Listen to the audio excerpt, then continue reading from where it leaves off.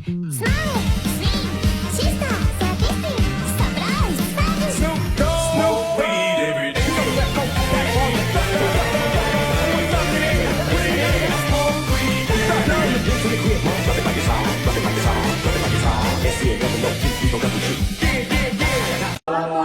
warahmatullahi wabarakatuh. Easy. Halo teman-teman, selamat datang di video perkenalan kita hari ini. Kita hari ini akan membahas satu materi penting dalam ilmu politik, yaitu bab 12 sistem pemilihan umum dari buku dasar-dasar ilmu politik. Karyanya Mirian Budirejo. Kami dari kelompok 3. Sebelumnya kami perkenalan dulu, nama saya Ananta Karagaran, saya Ala Rusdinar, saya Fransina Gunawan, saya Maya Safira, saya Kaira Al-Zahra. Berdiri kita di sini, kita bakalan ngasih tahu ini kalian pentingnya ilmu politik, guys. Oke. Apa sih yang dimaksud dengan sistem pemilihan umum? Jadi, sederhananya, sistem pemilihan umum adalah cara negara mengonversi suara rakyat menjadi kursi parlemen.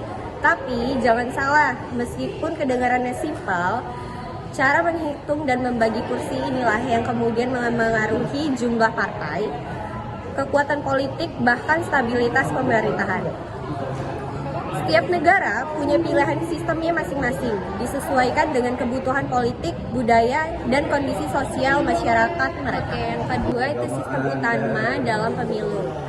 Dalam ilmu politik dikenal dua sistem utama, yaitu sistem distrik.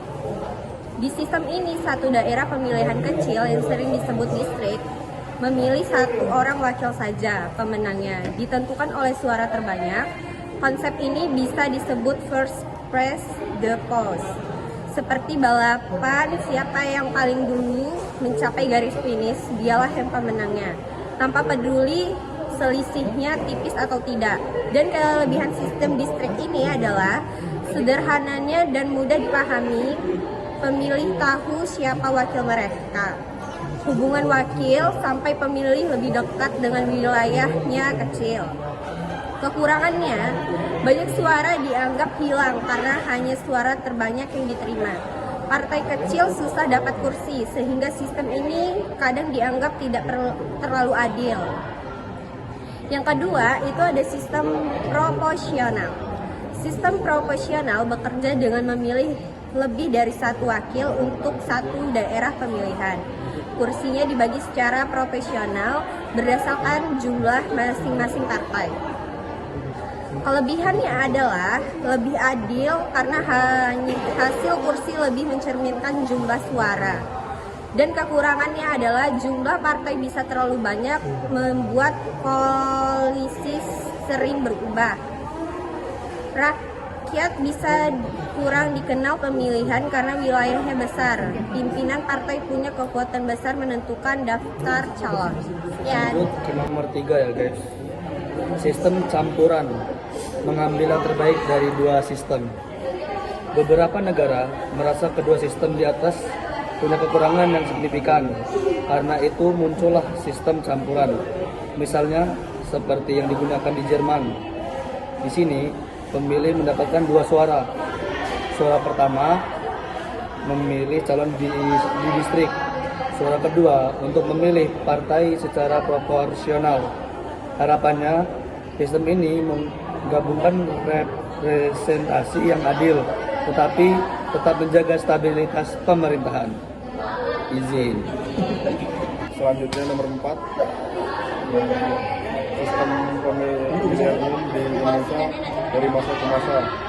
Perjalanan pemilu di Indonesia panjang dan penuh dinamika. Mari kita lihat ringkasannya. Yang pertama, tahun 1955, pemilu pertama Indonesia menggunakan sistem proporsional. Pemilu berlangsung sangat demokratis tanpa intervensi pemerintah. Meskipun pemilu berlangsung jujur, stabilitas politik belum terwujud karena sering terjadi perpecahan dalam koalisi. Terus yang kedua, masa demokrasi terpimpin tahun 1959 sampai 1965. Pada masa ini, sistem politik berubah total. Pemilu tidak lagi menjadi instrumen utama demokrasi. Terus selanjutnya, yang ketiga, masa demokrasi Pancasila tahun 1995 sampai 1998. Inilah masa ketika negara menggunakan sistem proporsional dengan daftar tertutup. Hanya ada 3 partai, Golkar, PPP, dan PDI. Sistem sangat dominan dalam pelaksanaan pemilu. Stabilitas politik memang terjaga, tetapi representasi politik masyarakat menjadi sangat terbatas. Yang keempat, era reformasi tahun 1999 sampai sekarang. Reformasi membawa perubahan besar. Partai kembali banyak, pengawasan pemilu lebih terbuka. Sistem proporsional diperbaiki menjadi daftar terbuka, sehingga masyarakat bisa memilih calon langsung. Muncul institusi baru yaitu DPD. DPD dipilih dengan sistem distrik berawal banyak atau block vote, berbeda dari DPR.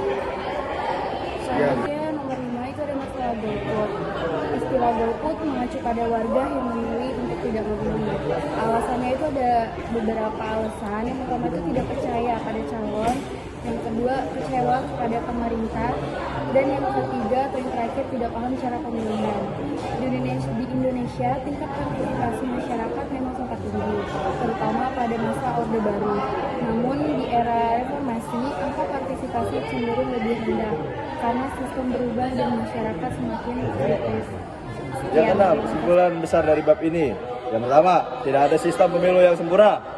Yang kedua, sistem distrik unggul dalam kesederhanaan dan kedekatan wakil dan pemilih. Yang selanjutnya, sistem proporsional unggul dalam keadilan representasi.